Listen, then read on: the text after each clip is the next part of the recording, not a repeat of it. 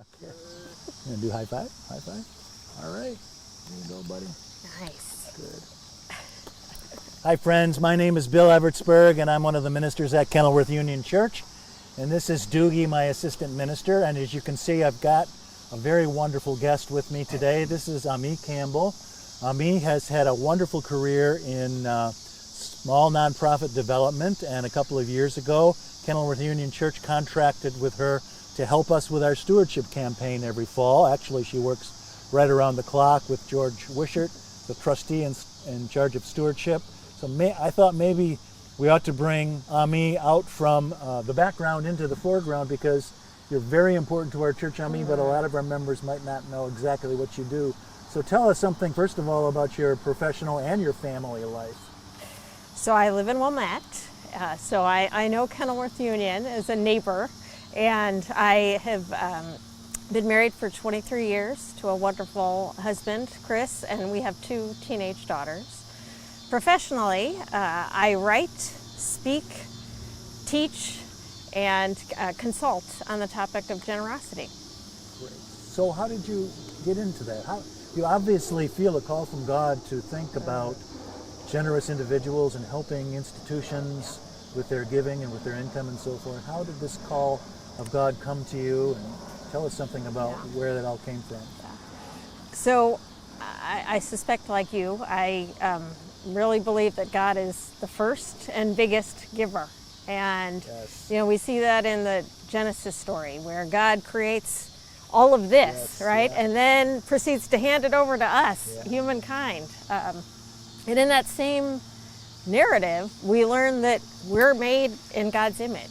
So if God's a big giver, guess what? We are too.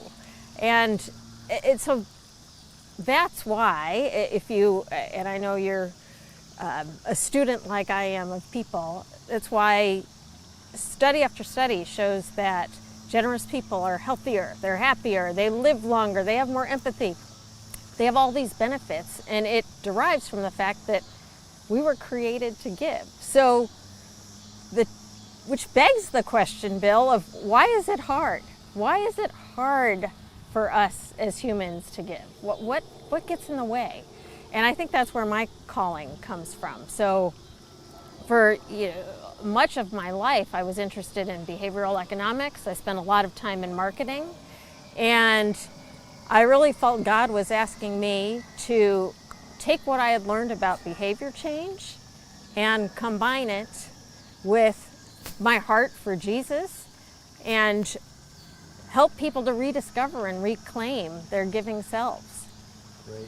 Because it looks to me, Ami, as if God has been constructing your career for a long time. You have this beautiful background in business and also this vivid relationship with the Lord that's been nurtured at LaSalle Street Church. So maybe you could tell us, take your pick, either about the business background or about your church life. Yeah. Well, they merge, right? So I, as you said, I go to LaSalle Street Church, which is downtown on LaSalle Street, just south of Division, and it's a church rooted in social justice and incubating ministry.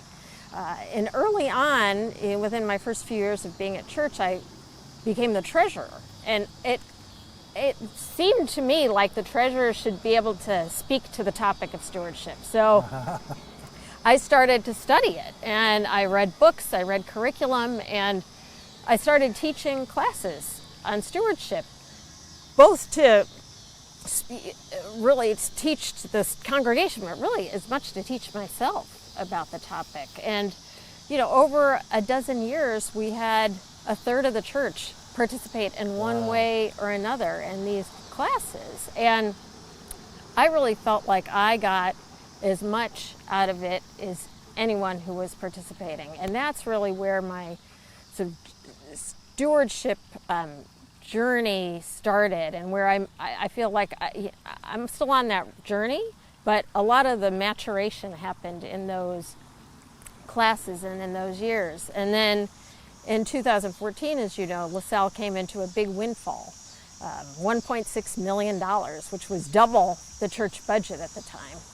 And the church decided to tithe the first 10% of that to congregants. So $160,000 out the door in the form of $500 checks to each congregant. The only instructions being to go and do God's work with it. And that campaign was called Love, Let Go. And the senior pastor, Laura Truex, and I realized that there was a story that needed to be told, both about that campaign, but more broadly, a story about God's generosity and how we have all been gifted with talents, with gifts, and lots of things have gotten in the way of us giving those away. So how do we, again, rediscover and reclaim that identity as givers? Ami, thank you for taking what you learned in your business career in LaSalle Street out here to Kenilworth Union. We love that concept of Love, Let Go. Little commercial, Monday nights at 7. Ami is teaching about generosity. So how is the stewardship campaign going so far at Kenilworth Union this fall? Yeah, it's great. As you know, we laid a lot of groundwork this summer and last year, really. And so tactically, the campaign launches on the 27th. And most of your congregants, if not all, have received their packets in the mail. But also, as you know, that's just one component of a larger effort to really help us all understand stewardship in its broadest sense and really weave generosity into the fabric of Kenilworth Union even more than it already is. Beautiful image. Thank you, Ami, for joining Doogie and me for this chat and for joining essentially the staff at Kenilworth Union and helping us be more generous people. And thanks for listening, guys. May God bless you and keep you and be gracious unto you. See you soon.